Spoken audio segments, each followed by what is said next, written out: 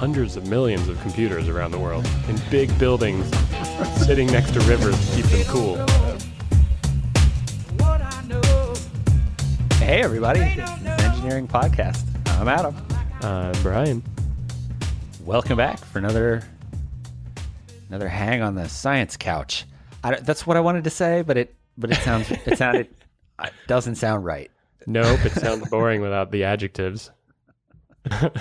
Nobody wants to hang on your sketch-ass couch, man. Welcome back for another hang. Come hang out and have a good time. Curiosity on demand. I don't know. Welcome back to the universe. Grab a seat. Universe.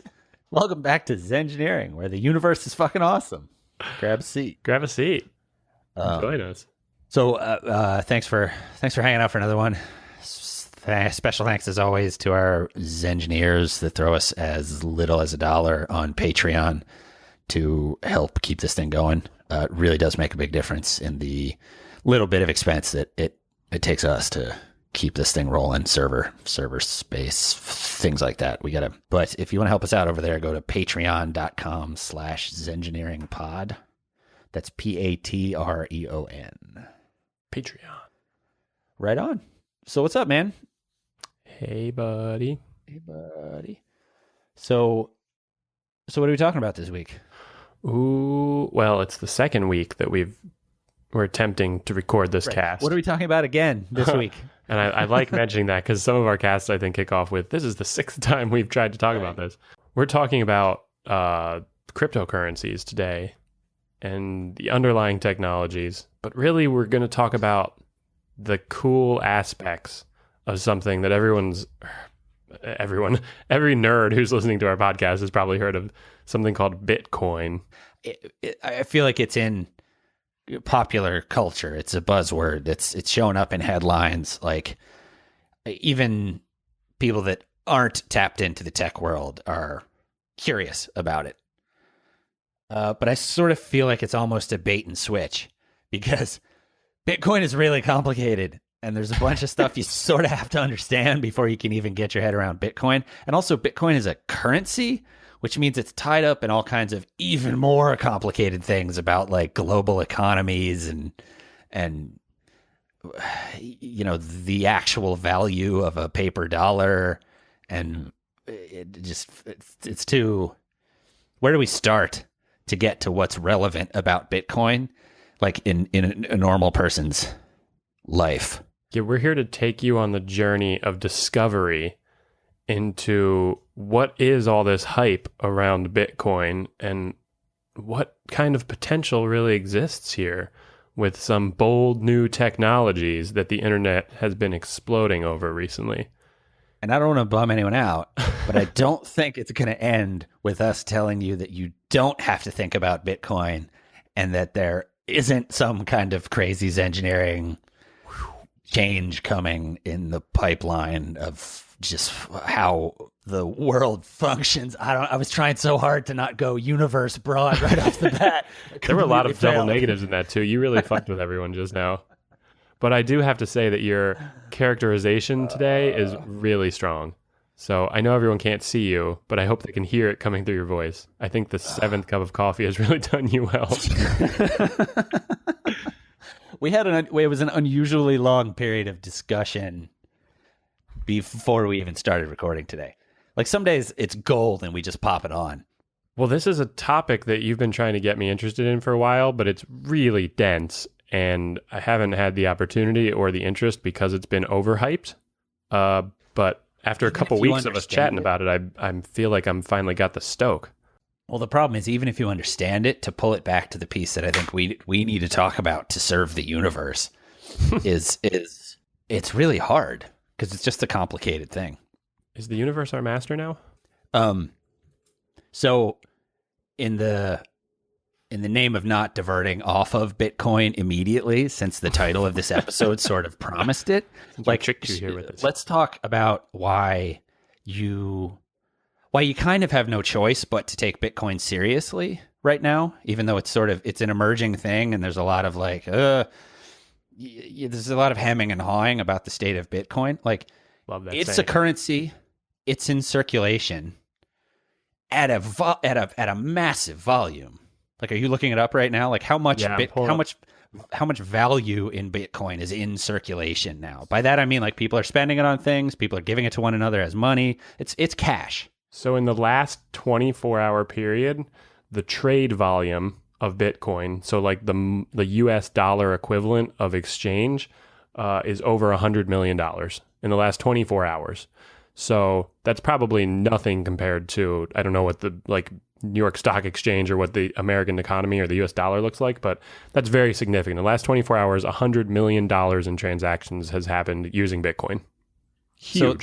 So that's if a switch was flipped and Bitcoin were turned off overnight. There's a $25 billion market cap for Bitcoin right now. That's how much Bitcoin is in circulation. Is not really the right word. We'll get to it in the episode, but that's the value, right? If we switched off Bitcoin, $25 billion in actual exchangeable currency would disappear. You can go buy rugs on Overstock right now with Bitcoin. That's weird. And this is a strange thing. I can't believe it's taken me so long to listen to you and learn more about it. Yeah. Well, but so I think what's important there, though, is just to realize that that's how much money, like, it's hard to get your head around, but that's how much money in dollars, American dollars, that people have spent in exchange for Bitcoin that they are now using in place of that dollar.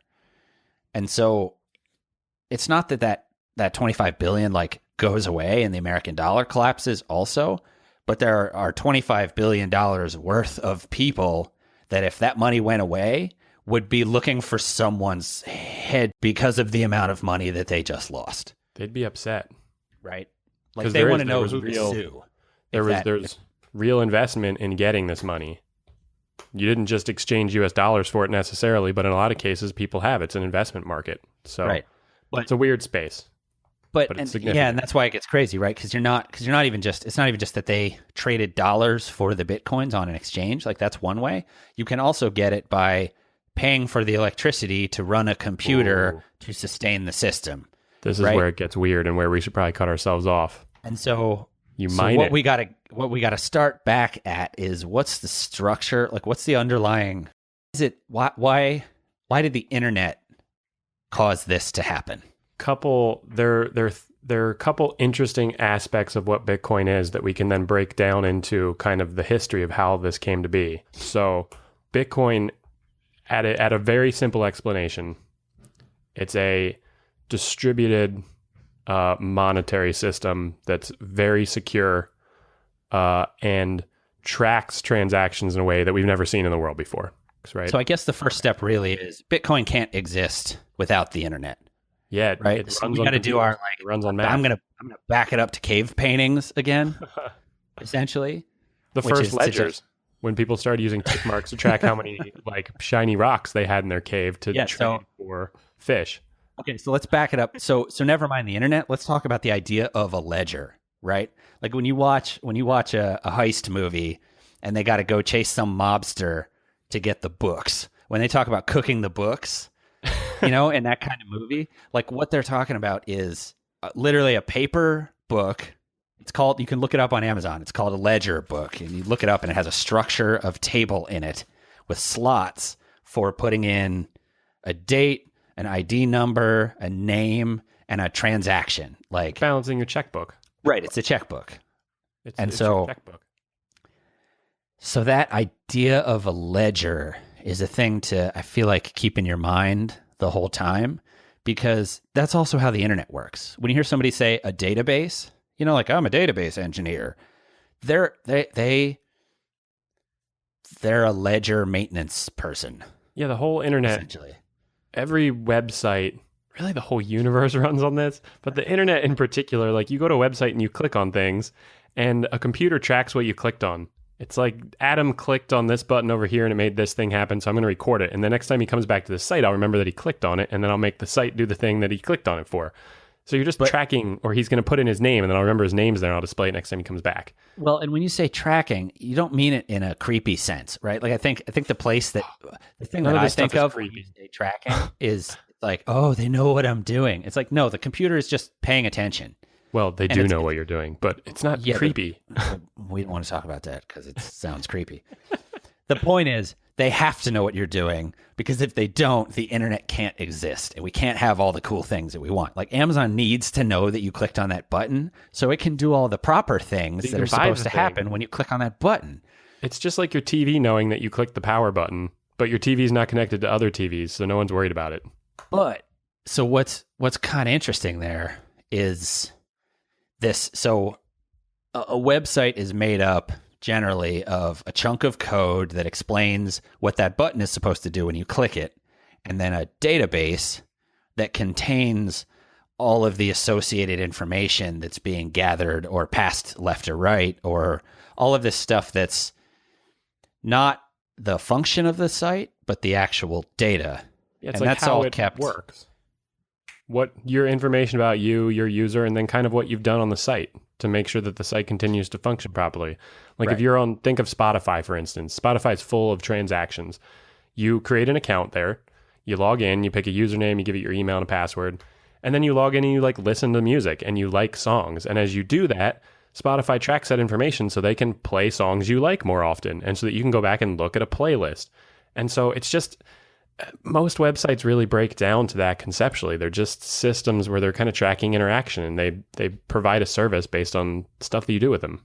Prior to the web, I think the analogy we're trying to get to here is kind of prior to the web, to get information, you had to go to a central authority. You had to go to like a library. You had to go to the Library of Congress or your local public library, or you had to go to an expert. You had to go talk to a professor to learn about a topic. And all of a sudden the internet came on and people said, hey, wait, so I can like get one of these things called a computer and run it at home. And then I can just like put all my papers from school up there, or I can just start to write articles about things going on in my life and share them. And then all of a sudden the core value of a centralized public library in a city was diminished a little bit, because all of a sudden the responsibility for maintaining information had been spread out to more people. It had been spread out to more computers. So not necessarily passing judgment on the quality of content yet. 20 years ago, the value of information on someone's home computer versus the value at the public library probably wasn't that high. But now when you can go on the internet and look up 1 million articles on any topic you want to learn about, there's serious competition for the library. And it's why people don't go to libraries as often anymore. And we can debate what that's doing to the world at the moment. But in the internet, in the sense of this shared responsibility and this decentralized service and sharing of information, was a really interesting first step, right? It said, all this information doesn't need to just be in books at the library. We're going to kind of spread these books out. We'll spread the information out. It'll be on lots of computers. But at this first step, there was still like a book on a computer. Maybe you could download the works of William Shakespeare from 100 different people's computers, but it was still like you'd get the book from a computer. And so let's back it up one more piece, which is this is redundant with the episode we already did. The idea of like TCP and HTTP, like these weird things that everybody is familiar with now. You type HTTP and a website comes up. //www. Right. It stands for Hypertext Transfer Protocol. Like, what you're doing is you're pulling up a certain type of file that has agreed to communicate information based on a certain set of rules. And what they've done is instead of saying, well, we'll do this for you and then just give it to you, which is data packed, like we were just talking about, and hard to do through the size of pipes that the internet is right now. Like, instead, we're saying, but if you have this set of instructions and we all agree to these instructions, then instead I can just stream you a text file and you can reconstitute the thing on the other side the way that it needs to be. It's the same thing humans do at a party. When you meet someone, you shake their hand, you look them in the eye, you say, hey, what's up? They say, hey, what's up? Hi, I'm Adam. Hi, I'm Brian. And then you proceed to have a conversation. And so we've basically come up with all these different ways for computers to do the same kind of thing. They shake hands, they meet each other. Hey, you seem like a nice computer. I'm going to talk to you now. And then they share information. And so we've got all these protocols for computers to talk to each other. Right. And so once something is just an agreement about how everyone's going to communicate, like what I think is funny about what you're just saying about the party is how much information is packed in there that you don't really like. One of my jokes about online dating that I used to bring up all the time was just like, at the very least, it's a much better way to meet somebody than at a bar, because at a bar, like the only data contained in a possible mate's presence at a bar is not even necessarily that they like to drink. It's that they're willing to assent to the convention that you go to the place where drinking happens in order to meet members of the opposite sex. They subscribe to the drinking protocol. Right. You're starting at a baseline of we're in a place where we probably are trying to meet other people that is generally populated by all sorts of substances to lubricate that Everyone's process. security has been disabled. Right. Your security has been disabled. Your visual acuity has been lowered. It's dark. It's loud. Oh.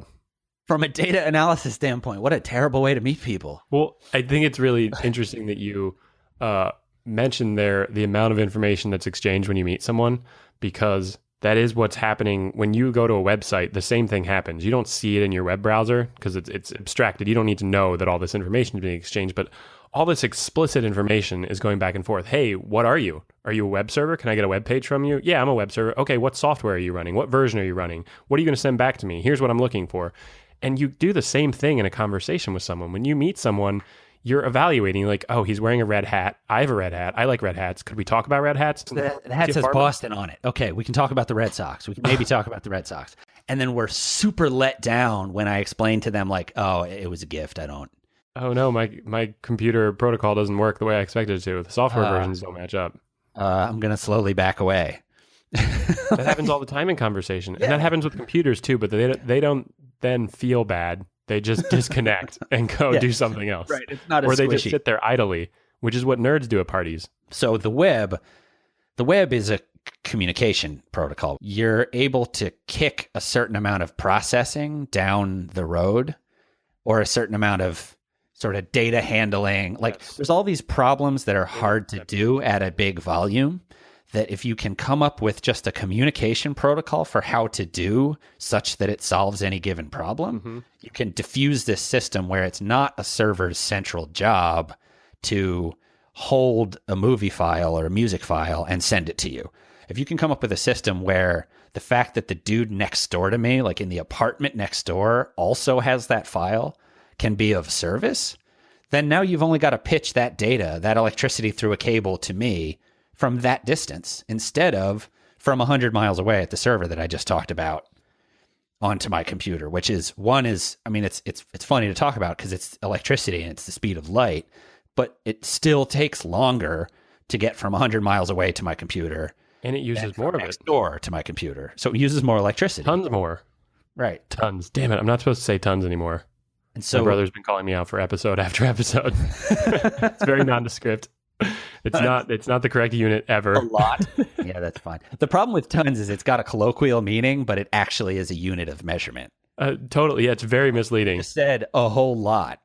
Where does that come from? A lot is a thing. A lot used to be like a clump of like wheat. How many lots? Something. Are you talking a couple acres? A bushel or a peck? Parsec. So that gets us to BitTorrent, which is there was a problem of moving files around. It was hard to get a music file from one place to another when people had slow internet, because it was just a big chunk of compressed data that all needed to be on your computer eventually so that you could play the digital file. And so talk about how BitTorrent solved that, because I think it's a good sort of introduction to... Yeah, so... Or Napster. Start with Napster.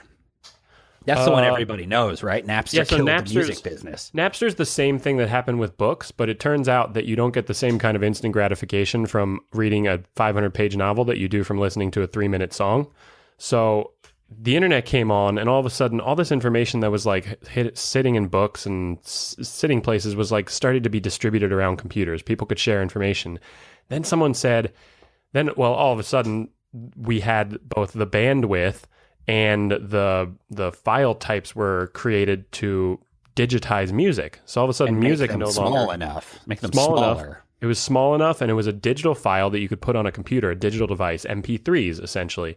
They were small enough, and the internet had become fast enough that you could share music digitally now. So all of a sudden, a song that I used to have to record onto a mix, it's just hard to ship records to people. So if you had a record that you wanted to share with me 20 years ago, you had to go cut a new record and then send it via Pony Express to my house. I had to send you a piece of plastic. All of a sudden, we were able to digitize music like 20 years ago. 20 fucking years ago? That is right. It was in high school that I started downloading MP3s. Jeez. At least my time calculation unit is still working appropriately. So Napster was a huge success because all of a sudden there weren't mixtapes anymore. I could just distribute my favorite song to every friend I have. And it basically cost nothing. It went over the internet. So all you were really paying for was access to AOL or however you were getting online. And so all of a sudden, music, the same thing that has kind of been happening with libraries, that's not a perfect example, but music now all of a sudden, you were just distributing it to other computers. And so I had my songs on my computer and I could just give them to you. And in an afternoon, you could download them and then you had them. So Napster was not necessarily very good for like movies. Because what Napster was a central database of people who had files who, via a client on their computer called Napster, were willing to share those files. So you could look up, oh, this person has this file. It would find the closest geographic person to you that had that file and then start sending it to you based on. So like if you were on Napster on a college network, it was just a bonanza. It was because the best. Everyone was literally within 10 miles of you. You could all of a sudden download every song ever instantly. It was crazy. Connected. I remember when that happened. And so what Napster did is provided a service where it said, okay, we'll set up a protocol by which instead of going through the servers and the internet, you can talk through the same pipes directly to this person in the dorm room next to yours without needing to know the guy and needing to have an awkward interaction where you go, hey man, I like the Red Sox too. Can you give me a copy of that music illegally? You no longer needed to know people to get music. Essentially music, when Napster came, when Napster came online, the world realized that music was no longer protected by a physicality. It was now a digital concept that could be shared infinitely between everyone, and that has never stopped. Pandora's box was opened with digital music, and all of a sudden the world realized, whoa, everything is about to be digitized, and that means all of these systems that have been set up to maintain these physical things that have up to this point been mixtapes. These mixtapes that people have been mailing around, and the economy that supports them, and the business that generates them and stamps them and sells them. Wait a minute, this shit is about to get upheaved. Need all that. But so the interesting piece that's the gap between Napster and BitTorrent, which is a legal nugget. It's actually a case that you study in copyright law. And it's a neat technical nugget. Took down Napster is by telling them that it was illegal for them to have a database of people that held these songs that were willing to trade them because they were facilitating copyright violation. So then there were services called like Kazaa, LimeWire. There were a bunch of intermediaries before we got to BitTorrent that cut out the database. And so they were like, cool, we don't actually need the database if we also decentralize that. So if we don't put that in a central place where the government can come and say, turn off that computer, if you could put it on every computer that's taking part also, then you would have to shut down every computer that's taking part in order for that list of who's got what songs to actually go away. And a list of who's got what songs is not a big enough file that you can't just plop it into the client itself and have it persist as long as someone is running that client. And so the answer to Napster was, cool, we're going to decentralize even further so that you can't come catch us. And I think this is all fascinating because to me, from like a sentimental standpoint, it represents how important music is to people. Like music is such a satisfying and important art form for humanity that we essentially declared it a right. Like you don't get to monetize this. Everyone should just have it. If we take this back to the library analogy, it shows an interesting progression in how these technologies are working. And it's neat because you see not only the technology progress, but you see kind of the the forces that made it progress that way. And so with the library analogy, the internet initially was like, okay, well, maybe we can digitize some books and put them on other computers so people can get to them, not just from the library. And you can download more than one copy at a time, right? Like at the library, if the book's checked out, you're out of luck. On a website, I can go read the same book you're reading. And so now all of a sudden this distributed system is available where not only can I download the book from your website while someone else downloads it, but if that book is on multiple computers, I don't even need to download the whole book from you anymore. I can just download a page at a time and reconstitute the book. Or download a sentence at a time or a word at a time, and my computer rebuilds that book. And so you can see how this progresses to a very weird space all of a sudden where we're like, once again, reproducing reality in this strange distributed sense. Well, and so then I think the interesting thing to understand there, which is like what we just walked you through, Napster and these things that you're probably familiar with, they're not happening. They're happening via the internet. They're not happening via the web. The thing that's important to recognize here is just that the World Wide Web, what we think of as www.facebook.com, these web pages, that drove us as a species to put computers everywhere. The ability to go get information off of a web page drew us out and encouraged us to build computer networks. And so now there are hundreds of millions, I think, millions, if not hundreds of millions, maybe billions of computers, certainly billions if you count smartphones, of these networked computational devices all over the planet, in people's pockets, in server rooms, in homes. I'm standing in front of 2 or 3 of them right now. And so we have this network of computers that can do so much more than just serve web pages. That is barely scratching the surface of what they can do and what they are doing already. The internet is the computers and the wires that connect them and the satellites that connect them and the software that runs on them that lets them talk to each other. It's this huge architecture, this huge distributed system of millions of computers and people using them. Yeah, so that's the important idea, right? This distributed system. This whole system was developed to hide launch codes, right? Like, so what a system that's distributed like this, like the internet, to turn off the internet is a globally difficult thing to pull off. Like, it really, at this point, would take such a massive catastrophe to shut off the internet that we would not be worried about the fact that we didn't have internet. Oh, yeah. You're not going to be checking Facebook if the internet... You would be worried about where your next meal is going to come from because you don't know how to operate a bow and arrow. There will definitely be zombies. When the internet goes down, it will definitely be because of zombies. But I mean, it sounds extreme, right? But it was a system that was developed and continued to propagate, and they've used the same protocol to develop it, literally by the U.S. government in order to hide launch codes. So there isn't a centralized node that you can blow up that'll cause all of TCP IP to go away. Mm-hmm. There are ways you could seriously fuck it up by blowing up centralized servers and stuff. But like to completely make the internet go away, pretty hard to do. It plays into the Bitcoin and the blockchain thing when we talk about the security of a decentralized system. But I think Napster is a perfect example.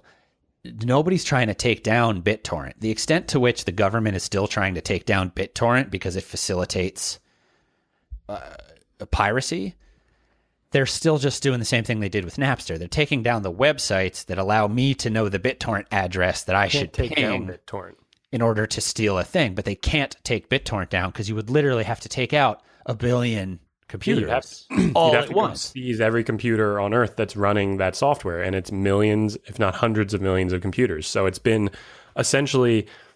That's what's so interesting about biological scale, because it's like trying to wipe out the human race. As long as there's 2 of us left, of a male and a female, you've not wiped out the human race. Right. As long as there are 2 BitTorrent computers to talk to one another, it still exists as a way to talk to one another, and they can pop a third on and it'll work. That's what's so interesting about file sharing, and that I don't know if everyone appreciates, is that we've passed a point where you cannot stop it anymore. So despite legislation that might try to do it, despite the fact that maybe you shouldn't be allowed to pirate music and movies, despite that, you cannot ever stop it again. It has been made into a system now that has distributed globally at a capacity that we cannot go backwards from here. And so it's in a lot of like philosophical arguments like this, people say, well, it seems like it should be this way, but it just is that way now forever, as long as computers exist on Earth. And so we kind of should just learn to live with that and start to make progress from that point forward.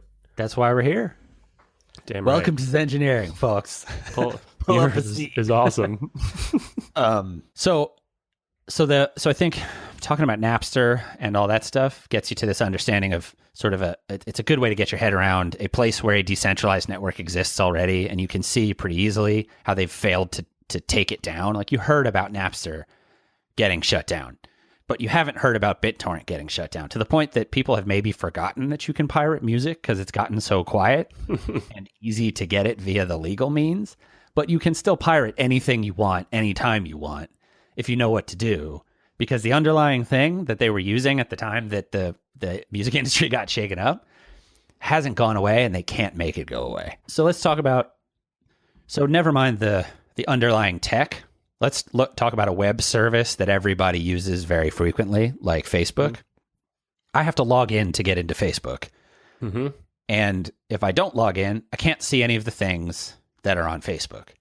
So what does Facebook have that it's putting behind this encrypted password situation that I'm willing to give them money for, or whatever? You're basically, users of Facebook are basically giving Facebook their social interactions, their ideas, their memories, their pictures, their comments, their conversations with friends. You're putting them on Facebook servers to store them there. You want to keep them there so you can go back and look at them.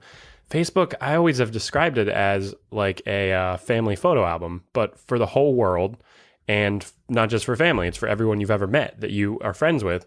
And so you are giving Facebook information. You're giving it something of value to you and saying, hey, will you keep this somewhere for me, and then let me get to it when I need to. I'll log in. Let's keep it secure. And then Facebook has become this centralized source. Facebook has millions of computers on which reside every selfie I've ever taken that I've uploaded to the internet. And so they control that. It feels like it's a service they provide to us, but if they wanted to, they could turn it off tomorrow. If something bad happened and a bunch of their computers blew up, part of that system would disappear. So they're this centralized, they're a bank of we have banked our memories on Facebook. Well, and that's where I think it gets us to banks, because you're talking about actually banking this stuff, right? And it's funny because, like, who would you say has more? So, having built this system where what they centralized is the storage and access and delivery and interconnection with other people of your memories and your activities and your interests. Banks have done the same thing with your money. Mm-hmm. They've digitized it, which means it's not like the fact that I have a certain amount of money in a bank account with Bank of America doesn't mean that they have a safe, and that safe has my bills in it and they're in a bag with my name on it and I can go just get it whenever I want. It's all digitized. It's all ones and zeros. Digitized decades ago. All they have is a database of financial transactions and value that is, it's ones and zeros meant to represent that I have money. And an important difference here is that my selfies and my memories, my conversations with friends cannot be traded for goods and services. So if Facebook goes away tomorrow, the world continues to work. If a central bank collapses in a major country, everyone in that country starts to starve tomorrow. And so because this their centralized money isn't good to pay for anything. Right. Because you're this centralized, this contract that allows you to survive, allows you to buy things, to have a job, to go get a car, to go get food, to buy electricity. Money, if something bad happens with banking, it causes major problems for the country, for the world, for the entire economic system. There's another important distinction between our memories, which we bank on Facebook, and our dollar bills that we bank with a bank that we put in Bank of America. And that distinction is that dollar bills If Facebook goes away, that distinction is, if Facebook goes away tomorrow, I still retain my memories. You still remember the conversation that I had. There's still something that I'm keeping in me that's distributed amongst the population. And with a bank, exactly like you're saying, you don't have any control over that database. You don't know what they're doing with security. I give them my dollar bills, and if Bank of America goes away tomorrow, my dollar bills are lost. It doesn't matter that I remember that I had them. The value of them is completely wiped away. And so there's already, Facebook is a good representation of us where we've already distributed that. We're just using Facebook as kind of a platform to make our memories even better. By interconnecting them with other people's memories, which is actually a really relevant point. Because if you want to talk about the value of money, you can talk about the economic value of money, like why does it have value in the system? But why does it have value to a person? I can't do anything with money except like roll it up to snort things. There are no other people. Use it to cut things. Yeah, like the value of giving you $1 is that I can give it to you and get a thing for it, and that it represents a transaction having taken place. It allows you to have transactions with other people. And so one of the things when you talk about security for Bank of America, or any bank, like part of what they're doing is they're recording these transactions essentially forever in their database, so that if you say to Bank of America via court order or with a request as a customer, you can get proof that you can back up with evidence that a certain transaction took place. I gave you this much money in exchange for the deed to your house, and that was a real estate transaction. And if you ever contest it and I have to sue you, here's this record that Bank of America controls. But if I ever disengage from Bank of America's system, I don't have access to that anymore, which means that Bank of America is now this institution that if I want to be able to back up that I own my house, I can never detach from. You have to trust that Bank of America is going to be there to support you and that they're going to have correctly calculated and stored all of these transactions. And so what is it that a bank is actually controlling that makes it so that I'm willing to give them money in order to have access to my money? That's a good way to put it. I need to put in a login and a password to get past their wall to prove that I'm allowed to take part in the system that they've set up. Well, but if I prove that I'm there, then I have all this different stuff and they're providing all these services. Before that, I think it's important to make a point that you made to me the other day that I hadn't really thought about, in that banks and basically our financial system has already taken advantage of the internet. They already digitized money. They started digitizing it with credit cards after World War II, when the credit card was invented. This isn't something that's been around forever. The credit card was invented by banks to make money. So the next natural extension of banking and what this new technology enables is for it to do the same thing that we did with files to our money and our finance system. And so what banks are doing is aggregating transaction data. The fact that the value for money doesn't come from, it's not inherent. It comes from the ability to use it in a transaction. It's not really a record of value. It's a record of transactions with that value. Like they're at least 1-to-1 in terms of importance in the system, which is it's not a new thing. It's just the thing that we don't have access to right now because it's behind banks. Banks control the transaction data. They give you an aggregate of what's happened, and you're expected to maintain your checkbook at home to make sure there's not a bank error against your favor. Right. I think part of what has made Bitcoin and the underlying technology blockchain appealing to people is that we don't trust big banks. And for a lot of different reasons, that's a very broad statement. And there's a lot of underlying economic theory that drives all these different things that can happen and that can go on. But people have an inherent distrust of big institutions. And I think that has really become emboldened in people in a modern era where we're recognizing that a lot of power can be redistributed to people, especially in a digital realm. It became so obvious to people that the record industry isn't needed in the same way that we always thought it was as soon as music was digitized. And so blockchain and Bitcoin enable a technology that remove some of the necessary aspects of a centralized bank or a centralized government monitoring money exchange, monitoring the value, controlling the value, messing with the markets, tracking the interactions of what I'm buying and selling, and then also kind of doing it all secretly, and then on the backside making money on your money. Because that's the underlying aspect of a bank. People forget that banks are businesses. They exist because they discovered a way, hey man, give me your money, I'll put it in a safe, and then I'm going to go do other stuff with it. And so that is useful, that does a lot of things, and that's not necessarily going to go away in that capacity, but there's an aspect of that that's the middleman, just like the music industry or just like the car salesman. Like if I can buy my car directly from the manufacturer, I can get a better deal. I don't need to employ the thing that's going on in the middle. And banks kind of sit in the middle and they extract billions and billions of dollars in all kinds of weird transaction fees. And when you have an institution that stands to gain financially from, I don't want to say not telling you the truth, but by making it so that they have 100% control of what's presented to you as the truth, then I'm aware that they could really easily manipulate a certain thing. Like I trust Bank of America. When I go to Bank of America's website, partially because of an awareness of a series of laws, I trust the number they tell me for how much money I have.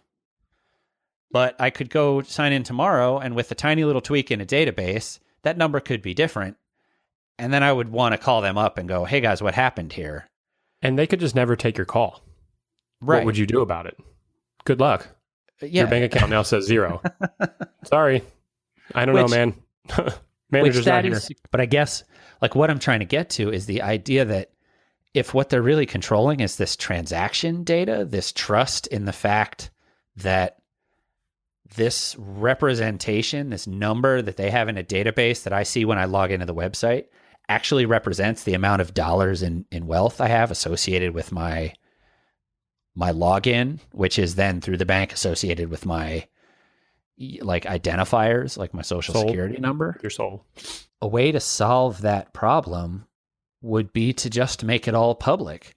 Like if the whole system was just 100% viewable to anyone that wanted to look at it, then Bank of America doesn't have anything to control anymore. But then there's a weird problem with that, where then everyone could know what I spend my money on. Mm-hmm.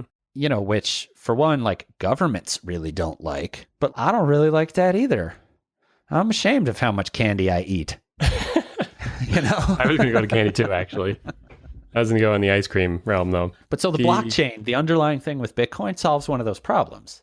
They said, what we're going to do is instead of encrypting the database, we're going to encrypt each piece of it and make it public. At this point, it's kind of like, I think we've teed up enough stuff that you can introduce this idea of what the blockchain is, which is a distributed, which we talked about, public, which we just kind of hit on, ledger. But so it's a way of having a database, and it's a way of distributing the persistence of that database. And then in some cases, like Bitcoin, it's also public. You'd think that also means that there's no privacy. And this kicks back to our encryption episode, because this is where the crypto comes in and into this whole system, which is where it starts to get weird because it sounds like spies and cryptocurrency is definitely like a evil mastermind name for something awful. Right. It shouldn't be the name of potentially the future of our economic systems. What you said last time we tried to record this was you said it sounds like the kind of things that like nation states deal with. You know? Yeah, there's a creepy KGB cryptocurrency thing going on between the United States and the USSR. And James Bond is on the case. But encryption is actually the solution. And so one of the things that like a bank is providing is that whole database is encrypted. And so unless somebody puts effort into hacking in to look at all the transactions that Bank of America has in their database, they can't see any of the stuff that I've been doing. And so there's privacy, but that privacy comes from you need my password to see what's on the database. And if you don't have my password, you got to do a shitload of work. But if you do that work, then you can see all of the transactions for everyone inside the system. And more importantly, And this is something that's overlooked, I think, in the US because we don't think of this as a problem, but globally, this is a huge problem. More importantly, if you get into Bank of America, you can change the ledger and you can change the history. And so all of a sudden, I can make your account look like it's $0. An fundamental aspect of blockchain is that once a transaction is marked, once it has been verified, and once it has been stored into this distributed database, this distributed financial ledger, if you're using something like Bitcoin, it can never be undone. It can never be changed. Even if you get in there and see it, because it's public, by nature it's public, even if you get in and see it, you can't change it. Part of where this came from is they have systems for working on software collaboratively, where what they realized is if you're going to work on a really complicated document with a whole bunch of people, if all you store is the state of the document, it gets really messy really fast because people change things and those things mean other things. And like, think about just trying to write a single sentence with a whole bunch of people. If somebody changes the verb, the whole sentence means a completely different thing. And if you didn't get to watch that change happen and the context of that change, you have no idea what it means. So you're only a couple iterations away from any given sentence not meaning the thing you need it to mean anymore. But if what you track instead is not that this word was here and now it's not, if all you're seeing is the sentence and then you leave and you come back and the word changed and the sentence completely changed and you don't know what happened, you're losing a whole bunch of information in there. And what you're losing is the transaction information. And so what programmers worked up is a solid way to have a system of what they call version control, where what's stored is the data, but also the record of how the data got to be to the point that it is. So instead of just having a slot where hackers can get in and change the 100,000 down to 10,000, and now you suddenly have that much less money, what it records is the fact of that value, the representation of the money you have, and also the fact that at this timestamp, it was edited by this identity stamp. And if you keep that forever, you can start to have this transaction of this record of public transactions that anyone can check for consistency anytime that they want to, as long as they understand the protocol by which you do that. And then it also will record the fact that they checked. And so you can start to have these systems where not only do you have a lease, but you have a lease that has stood up for this many times that it's been checked, which in essence is no different than what's happening when you do the legal due diligence on like a chain of title before you buy a house. Just a lawyer does it at the Hall of Records by hand, and they check each of the records leading up to you're supposed to own this house because the deed was transferred to you in exchange for cash, and that's recorded. If that's all in a public ledger and encrypted, a computer can do all that instantaneously. And the reason that blockchain is secure, despite being public, as a way to store data, as a methodology so that's part of the thing that's tricky here is like there is no the blockchain like there is the internet, even though people say that all the time. There are certain blockchains started for certain purposes. So like that media chain IO company that Spotify bought, they control a blockchain methodology based registry of media rights ownership. There's a blockchain for Bitcoin. So like if you wanted to make a real estate blockchain or a physical property blockchain, you can put whatever you want in those slots. I mean, it does become bigger data that you've got to pass around, but if you can build a client to have those transactions, you can support a blockchain of leases. And part of what Ethereum's doing is it's making room for bigger data files, and it's building a way for those data files to include triggers. And so you can put a lease in an Ethereum blockchain where as soon as that money's transferred and now it's in your control, it just jumps over into being in their control. Like the transfer of the lease is automated based on protocol that you can write into an Ethereum blockchain based on their code. So in that case, the encrypted lease has a data pattern to it. And I'm saying I'm transferring this pattern to this person. And so that transaction is public. But you can't see the text of the lease. You can't pull my address and my social security number off of it. But you can verify that this chunk of encrypted data moved from one place to another as they say that it did based on the transaction data. I'm totally on board with that. Right. The fact that your lease there is encrypted is not anything new. That's just old school encryption technology layered on top of the technology, no, new. but the idea that you should encrypt each one separately and put it in a database and then make that database public, because if each one is encrypted, it doesn't matter that it's public. One of the problems that the blockchain solves is the double spend problem, right? The idea that happens with checks. If I go to a store down the street, I can write a check to buy something and then go to the store right next door and do it again. And so that's why banking transactions take like multiple days, because they need to get a check from the vendor, then they need to hold it and make sure you didn't write another check in the next couple days. And if you didn't, then they pass it through and it transacts. The blockchain has to do the same thing. And so for that like 10-minute period, it needs to make sure that you don't register that your user ID doesn't register another transaction with the same Bitcoin.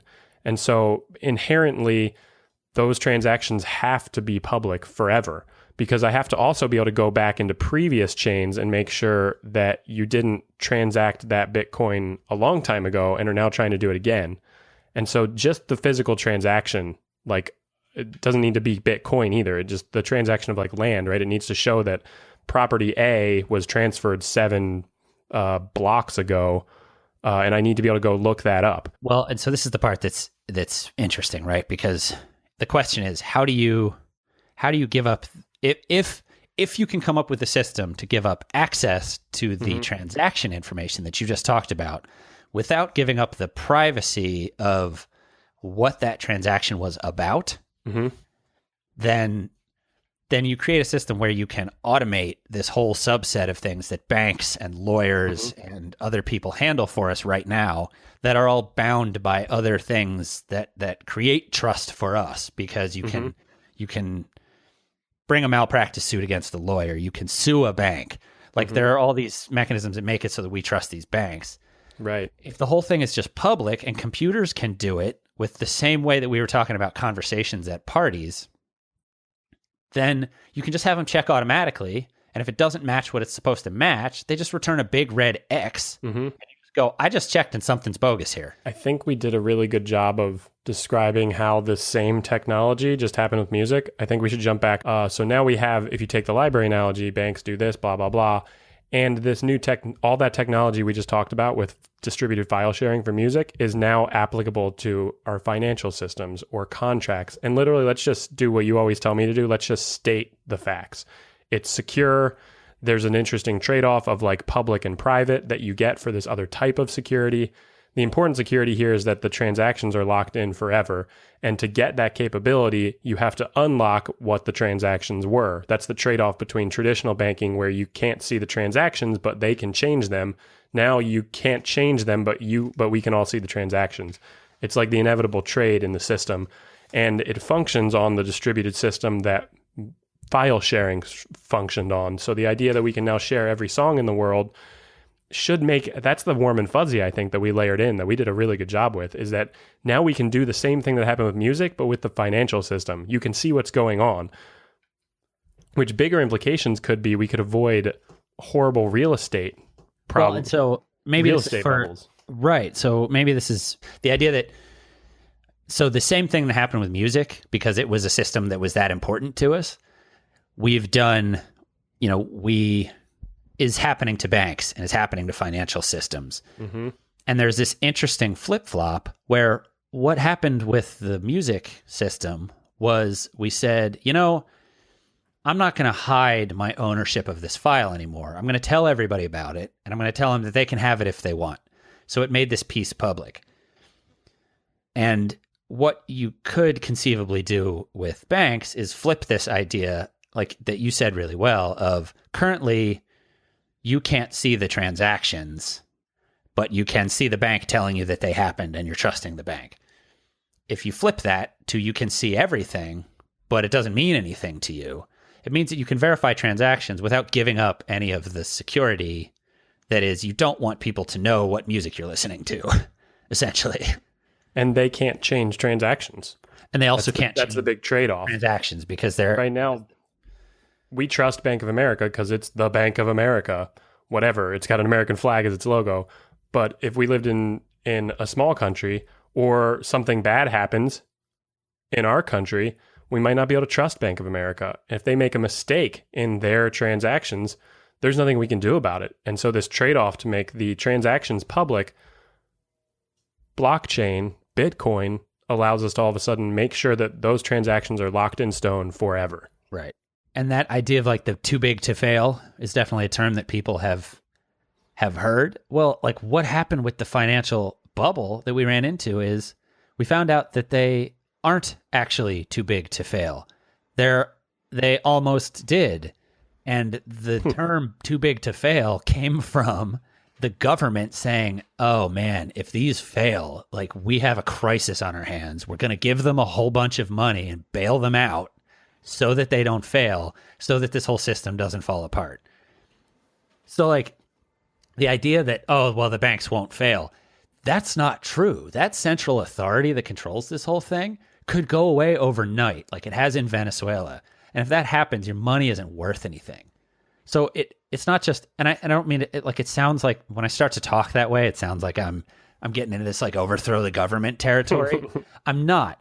It just explains why we would have motivation on this like biological elemental level to decentralize this system, because everywhere else we've applied a sort of decentralized system where we offload the compute and the storage and all that kind of stuff by a system where we have a public code of communication instead of a centralized authority that does the communication for us so we don't have to think about it. Everywhere we have that, we've only seen good from it for each person.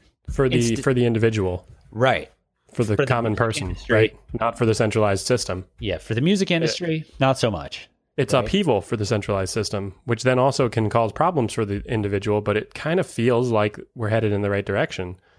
Well, and more interestingly, kind of back to what we were saying about file sharing, we can't turn that off. It cannot go away ever again.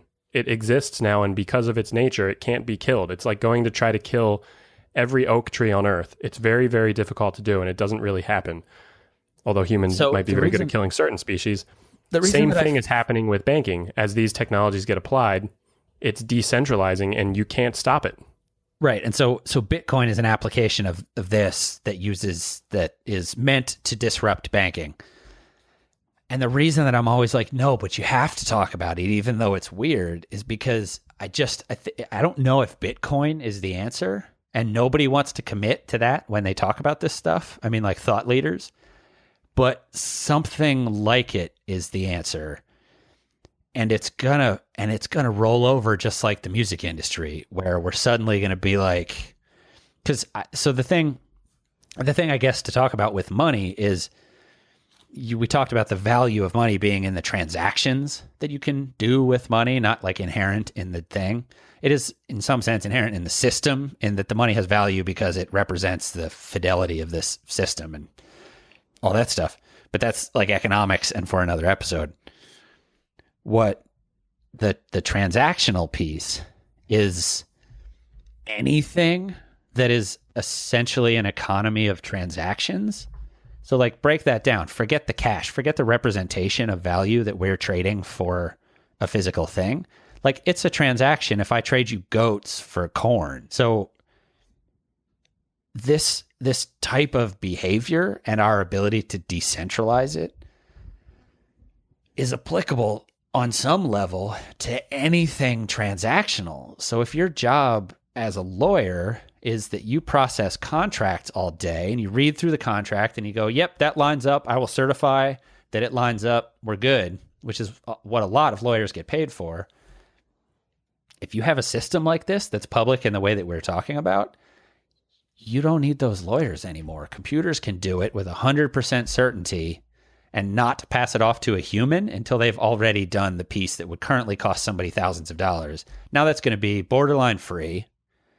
And then the people that get paid the thousands of dollars will only come into play after a certain amount of verified vagary exists in this. Like, this transaction was certified as problematic.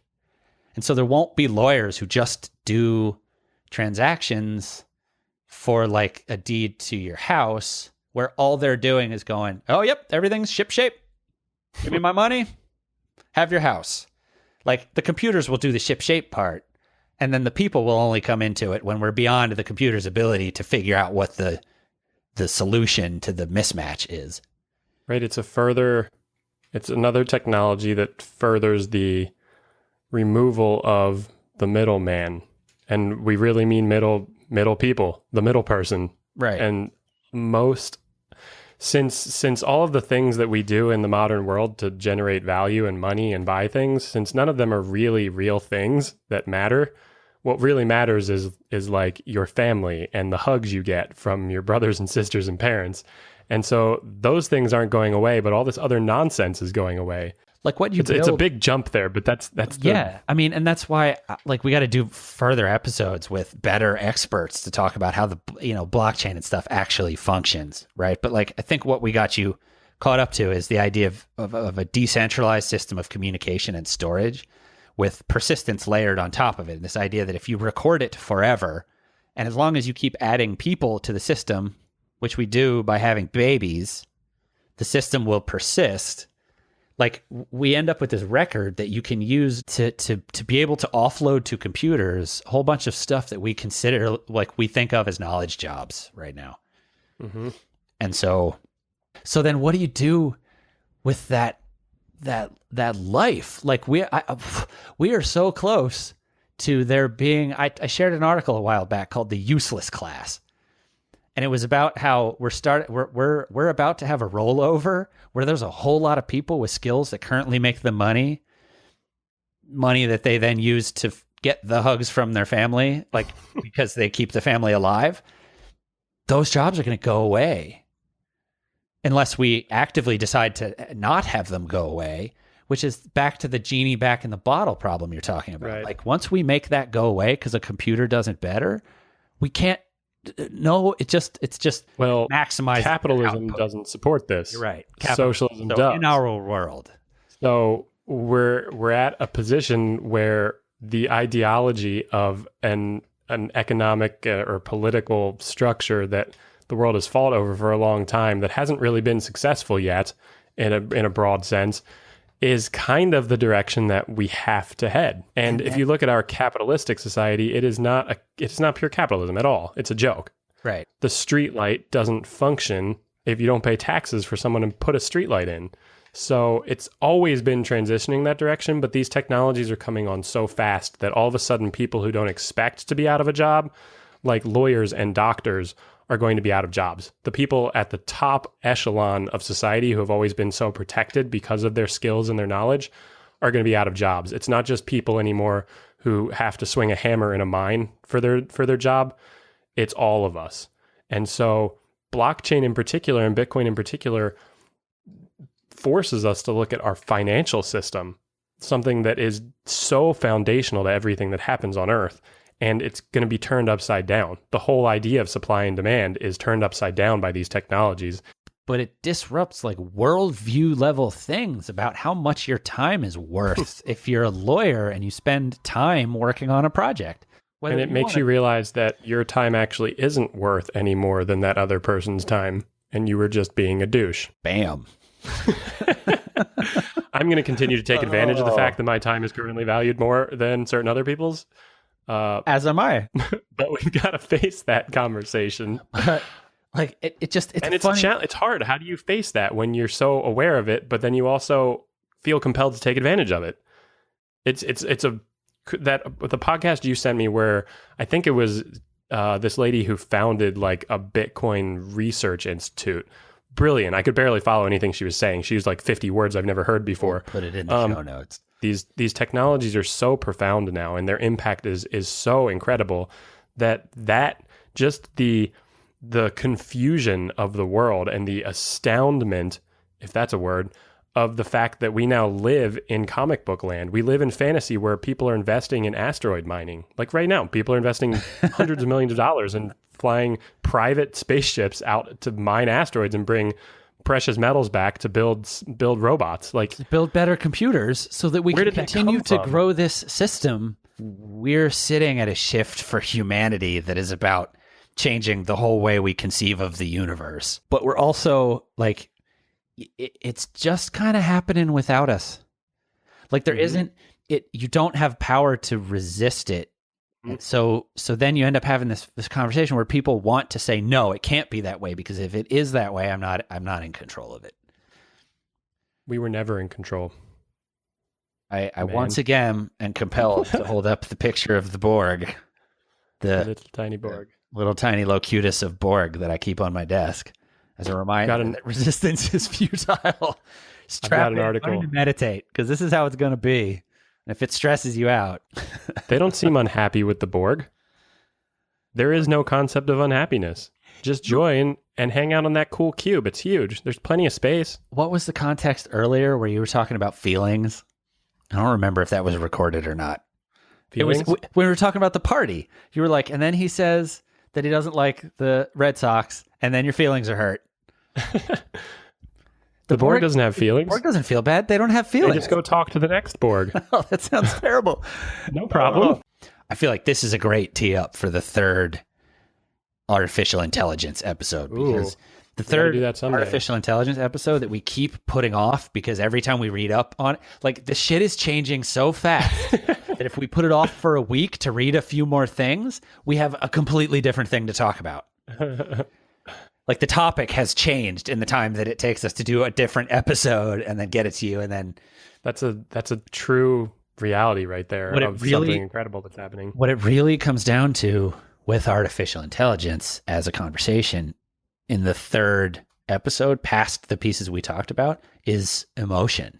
Like we're starting to talk about what's the difference once computationally an AI can do everything that our brain can do in terms of computation. What's left is trying to understand consciousness and trying to understand emotions, and trying to understand if we bring on a 1-to-1 copy of my brain, is it going to have emotions? Or do you need a blockchain-like record of everything that's ever happened to that AI for it to have emotions? Like we don't know, and it starts being really, to me, fun conversation about like, shit, man, where does the soul reside? Hey, so have a good week. Yeah, good luck out there. I hope you pulled out a comfortable chair. Oh, man, the universe is fucking awesome. Pull up and enjoy it with us. Grab a seat. But for real, thanks for hanging out for another one of these. I hope we didn't end on too much of a bummer there. I mean, that stuff excites. I think that unknown is exciting.